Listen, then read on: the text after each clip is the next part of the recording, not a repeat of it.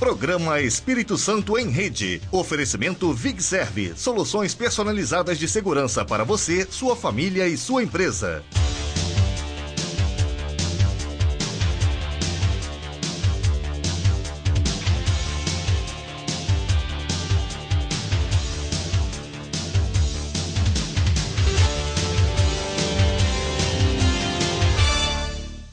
Olá, amigos. Eu sou Sandro Locutor. E a partir de agora, estarei aqui na Rede TV Espírito Santo apresentando o nosso novo projeto, o programa Espírito Santo em Rede. E para isso, eu conto com você. Afinal, aqui você tem direitos, vez e voz. Nós teremos o quadro Rede Sustentável, onde falaremos das questões ambientais e do desenvolvimento socioambiental. Também teremos o quadro Deixe o Povo Falar, aonde você faz a sua pergunta, faz a sua reclamação e nós tentaremos dar a resposta de imediato a você, amigo telespectador. Também em todo o nosso programa você acompanhará uma entrevista especial com uma das personalidades que participa do desenvolvimento capixaba. Não perca o nosso programa de hoje. Nós teremos o quadro Rede Sustentável com uma matéria especial sobre questões ambientais. Na sequência, o nosso primeiro entrevistado é o governador do estado do Espírito Santo, Renato Casagrande. E no quadro Deixe o Povo Falar, vamos falar do futebol capixaba. Eu vou para um rápido intervalo comercial e volto já já. Não saia daí, afinal, eu conto com você.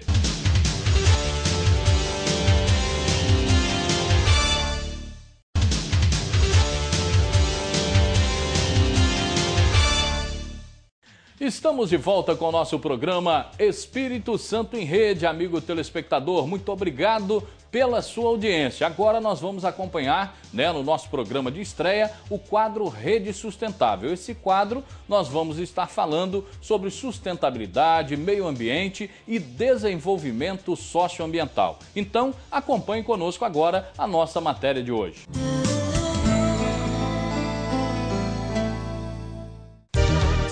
Isso aí, Sandro. E falando de sustentabilidade, hoje estamos aqui na Marca Ambiental e vamos mostrar os projetos de reciclagem que têm feito grande diferença aqui no estado. Vamos conferir? A Marca Ambiental atua no mercado há 16 anos. A empresa é especializada em multitecnologias para o gerenciamento integrado e sustentável de resíduos. Aqui, o lixo ganha valor econômico, social e ambiental. Dentro da estrutura da Marca Ambiental estão sendo implantadas as chamadas ecoindústrias, micro e pequenas empresas que desenvolvem projetos alternativos de reciclagem de resíduos para a produção de bens e serviços. É o caso do óleo de fritura usado. Na ecoindústria Biomarca, esse produto, muitas vezes descartado de forma errada na natureza, se transforma em biocombustível, uma energia limpa e renovável. Esse processo é feito através de uma reação chamada transesterificação, que é pegar esse óleo vegetal residual, tirar as impurezas dele e fazer a reação química para a transformação desse óleo nesse combustível, que é uma energia limpa. E como que é feita essa coleta? Essa coleta é feita no estado do Espírito Santo, desde 2008, em bares, restaurantes, cozinhas industriais, hospitais, condomínios e pontos estratégicos onde toda a população pode estar levando, ecopontos, onde toda a população pode estar levando o seu óleo para entregar nesse ponto e esse óleo tendo uma destinação adequada. A Marca Recicla é outra ecoindústria que vem conseguindo produzir bons resultados para a natureza. Aqui, a matéria-prima são as sacolas e embalagens plásticas transformadas em grãos, que depois são utilizados na produção de sacolas de lixo. A Marca Recicla é uma empresa despoluidora de plásticos de polietileno de baixa densidade, que tem como objetivo de despoluir o meio ambiente, como o próprio nome diz, e ajudar com que não se usem novos materiais virgens e aumentando o consumo do material que poderia ser utilizado para outro fim. Outro bom exemplo de gerenciamento integrado de resíduo pode ser encontrado na ecoindústria Biococo, que faz o beneficiamento da fibra da casca de coco verde. A reciclagem do coco representa um grande ganho ao meio ambiente e dá uma vida útil maior para os aterros sanitários. Aqui, a tecnologia transforma os resíduos do coco em diversos produtos, como adubo orgânico e mantas para contenção de encostas. O coco, depois de triturado, ele é prensado e é extraído dele 3 produtos basicamente. É um casquilho, que seria a casca do coco, que no caso do coco verde não é muito dura. Então ele é usada para o cultivo de orquídeas. Tem a fibra, que é usada para a indústria do gesso. A fibra é essa aqui, né? Sim, a fibra é essa aqui. Essa aqui substitui o sisal na indústria do gesso. Então aqui no Espírito Santo já está sendo muito utilizada. E tem o pó, que é utilizado pelos viveiros na produção de mudas, de eucaliptos, citros e jardinagem em geral.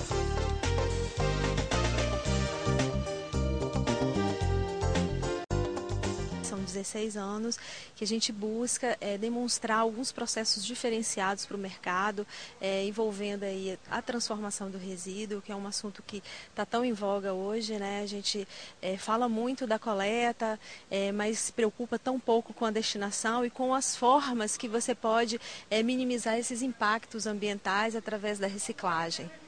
Acabamos de conferir o que a marca ambiental tem feito de muito importante, que é cuidar do nosso meio ambiente. Lembrando que cuidar do meio ambiente e promover a sustentabilidade é um dever de todos nós. Vamos fazer a nossa parte. Pois bem, amigo telespectador, você pode acompanhar aí o nosso quadro Rede Sustentável, mais uma matéria especial sobre as questões ambientais no nosso estado do Espírito Santo. A partir desse momento, passaremos a nossa entrevista especial do nosso programa de estreia. O nosso entrevistado de hoje é natural de Castelo, já foi secretário municipal de meio ambiente, secretário estadual, deputado federal, senador da República e hoje é o nosso governador do estado do Espírito Santo, Renato Casagrande. Governador, primeiro agradecer a gentileza do senhor estar aqui no nosso programa de estreia e gostaria de saber qual o maior desafio de gerir o estado do Espírito Santo.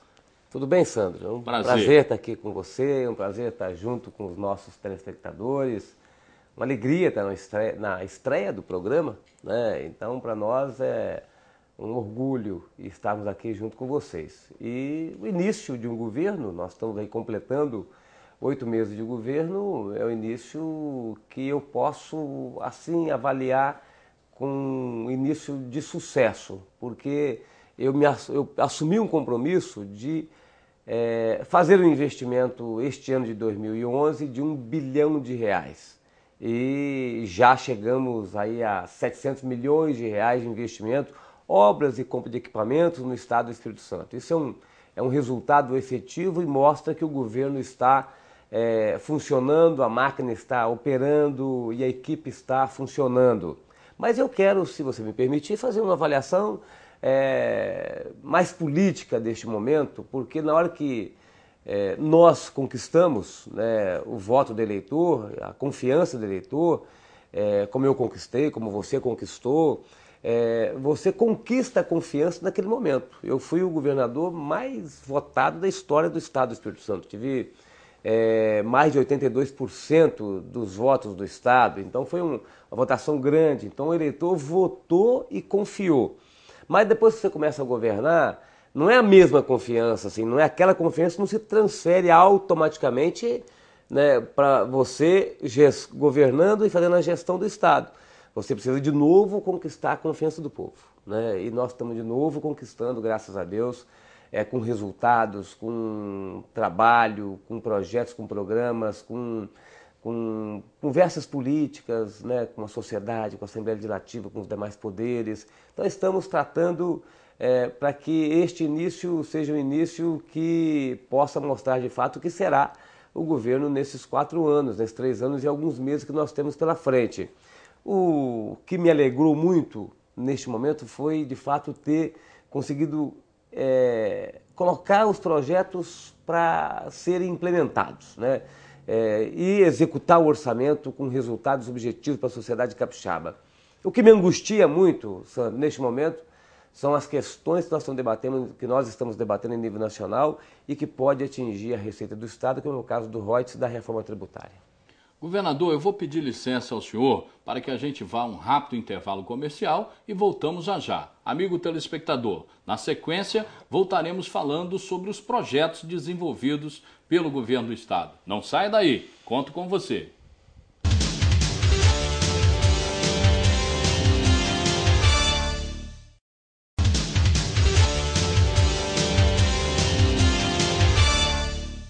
Estamos de volta com o nosso programa Espírito Santo em Rede. Amigo telespectador, o nosso entrevistado de hoje é nada mais, nada menos do que o governador do estado do Espírito Santo, Renato Casagrande. O nosso programa de estreia nos deixa muito feliz com a sua presença. Governador, no bloco anterior o senhor começou a falar sobre algumas questões que têm preocupado não só o meio político, mas o segmento empresarial e a sociedade como um todo. O senhor tem feito caravanas pelo Espírito Santo, levando sempre benefícios, mas também fazendo um alerta sobre esses problemas. Em relação ao royalties, a questão da reforma tributária, que podemos perder aí muito com o Fundap, o senhor tem um contato muito grande com o governo do estado, desde que foi deputado federal, um dos principais nomes do seu partido a nível nacional e do Congresso Nacional, sempre elogiado pela crítica nacional. O senhor tem bom relacionamento em Brasília, mas esse problema tem preocupado o senhor e todos nós capixabas. Como é que estão essas questões aí tão vitais para o desenvolvimento do Espírito Santo? Olha, Sandro, de fato este é um assunto que tem me preocupado, tem preocupado todas as lideranças do estado, tem preocupado a sociedade capixaba. Eu, nesses últimos dias, estive com a presidente Dilma e tratei desses temas com ela. Tratei primeiro do tema de royalties de petróleo, o segundo ponto de pauta foi reforma tributária. E tratei dos investimentos em infraestrutura. Se nós estamos podendo aqui comemorar os investimentos em infraestrutura porque nós começamos a ter resultados visíveis de algumas obras e alguns encaminhamentos que daqui a pouco tornarão realidade anseios e desejos e necessidades nossas, como o investimento no aeroporto, que de fato eles começaram, como o investimento no porto, que está prestes a começar nesses próximos dias, tanto com ampliação do cais, como para dragagem, as BRs também, a BR-101 e a BR-262, nós estamos começando a ter razão para acreditar de que essas obras vão tendo uma solução, né, e que elas de fato possam ser implementadas pela ação nossa, pela ação da bancada federal. Nós temos uma preocupação grande ainda com relação a essas questões que podem tirar receita do Estado. Obra traz receita para nós, é importante. E o debate sobre royalties de petróleo e o debate sobre reforma tributária, na direção que eles estão caminhando, eles retiram receita de nós. Nós conseguimos reorganizar esse Estado nesses últimos anos, como eu disse aqui no bloco anterior, nesses quase 8 meses, 7 meses e meio de governo, nós já fizemos um investimento de 700 milhões de reais no Estado do Espírito Santo. Nós estamos conseguindo fazer o nosso dever de casa aqui, mantendo o Estado organizado, fazendo investimento, dando sequência a programas e projetos na área social. Mas se algumas dessas decisões elas caminharem e tiverem resultado do jeito que elas estão encaminhadas hoje, por exemplo, royalties de petróleo, nós vamos perder um valor significativo da nossa receita. A gente pode perder aí o governo do Estado pode perder 600 milhões de reais por ano. O senhor tem conversado muito com os governadores também do Rio, de São Paulo, alguns estados do Nordeste, que também passam a produzir petróleo e que tem a expectativa, como o estado do Maranhão, por exemplo, também tem a expectativa muito grande em breve, está usufruindo bastante da questão dos royalties. Como é que está essa conversa, tanto com a nossa bancada federal, quanto com o Congresso Nacional, o apoio desses outros estados também? Como que está isso para que o nosso telespectador tenha uma informação assim mais concreta do que de fato está acontecendo e o que pode atingir o nosso estado? O Espírito Santo é um estado que se organizou, mas é um estado com pouca inserção nacional ainda. Nós somos um estado pouco conhecido nacionalmente, um estado com pouca presença nacional das nossas articulações. Eu fiz isso muito como deputado federal, como senador da República e tenho procurado fazer agora como governador do Estado. Então eu tenho tido contato permanente com governadores do Sudeste, especialmente Sérgio Cabral, porque Rio de Janeiro e Espírito Santo são os dois estados que poderão ser prejudicados. Nós temos assim, o Rio produz 80% do petróleo do Brasil. Nós produzimos 15%, próximo de 20% do petróleo do Brasil. Então o Rio é o mais prejudicado em qualquer medida desequilibrada. E depois o Espírito Santo. Então Rio de Janeiro e Espírito Santo, nós estamos juntos nesse movimento. Mas também tenho conversado com outros governadores de outros estados não produtores de petróleo. Porque precisamos de criar um ambiente buscando um entendimento. Sim. Se nós não tivermos um entendimento e formos derrotados no Congresso Nacional, eu vou ao Supremo Tribunal Federal questionar e pedir aí a declaração de inconstitucionalidade dessa votação, se o Congresso concluir essa votação.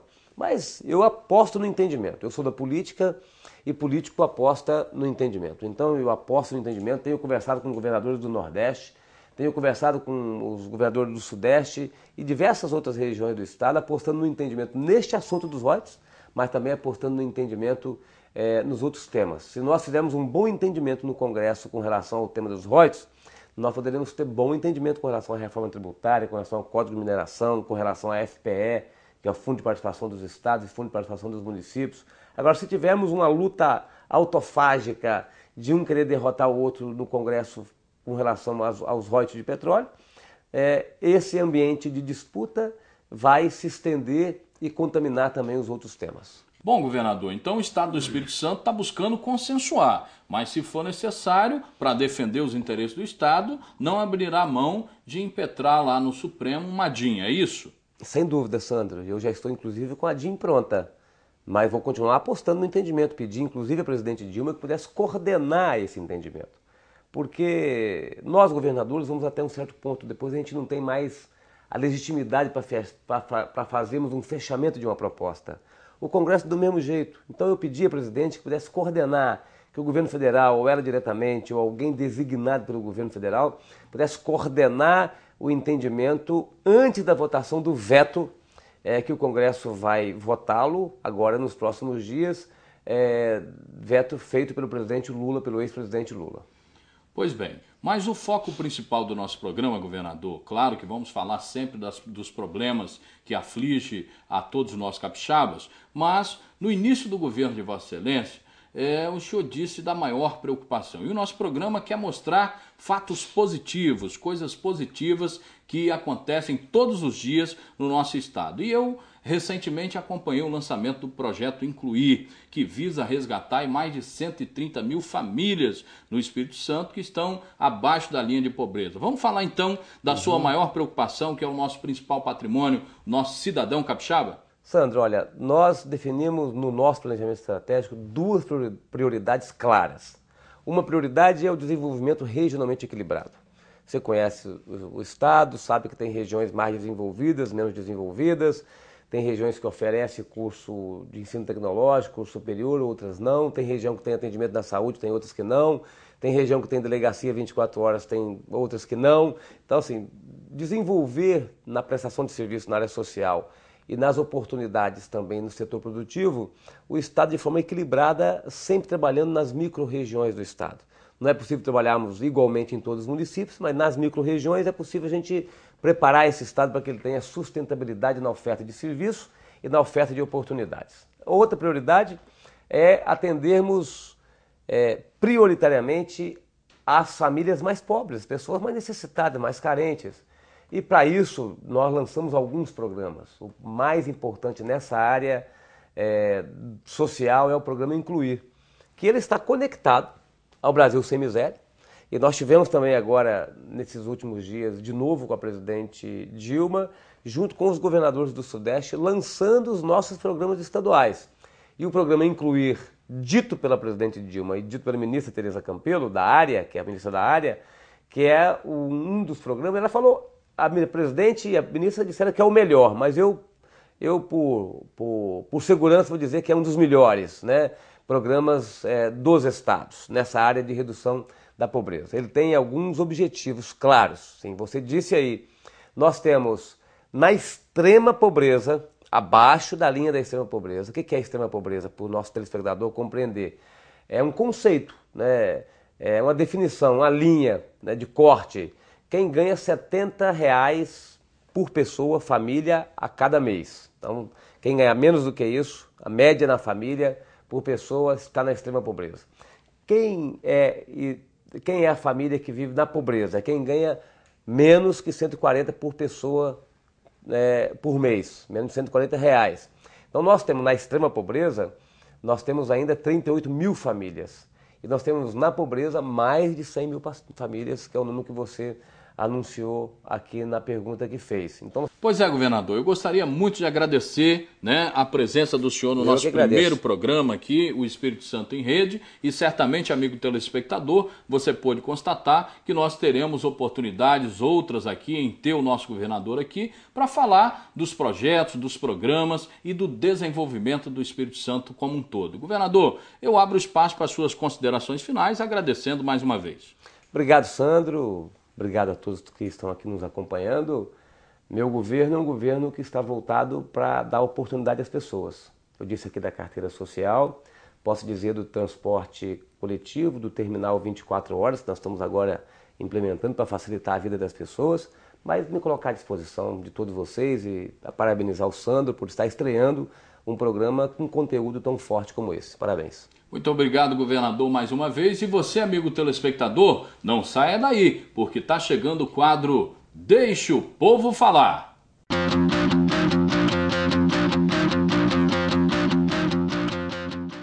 Sandro, com o advento da Copa 2014 e o Kleber Andrade sendo reconstruído, será que a gente não consegue emplacar aí o Espírito Santo como um sede de treinamento para este evento, não? Seria uma boa para o nosso estado, hein?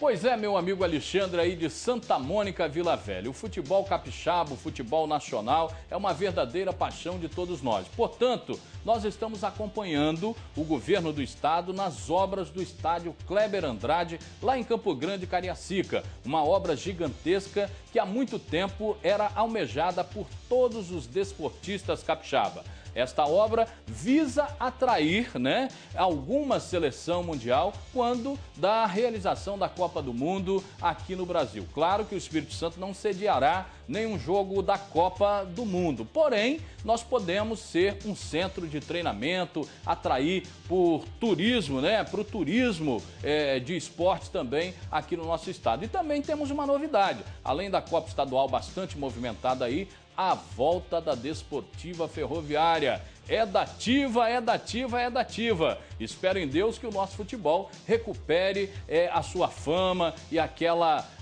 emoção que o capixaba sentia em ir para os estádios do nosso estado. Chegamos ao final do nosso programa, amigo telespectador. Eu conto com você na nossa próxima edição. Portanto, você é o nosso principal aliado. Por isso, aqui, você tem vez e voz. Fiquem com Deus e até a semana que vem.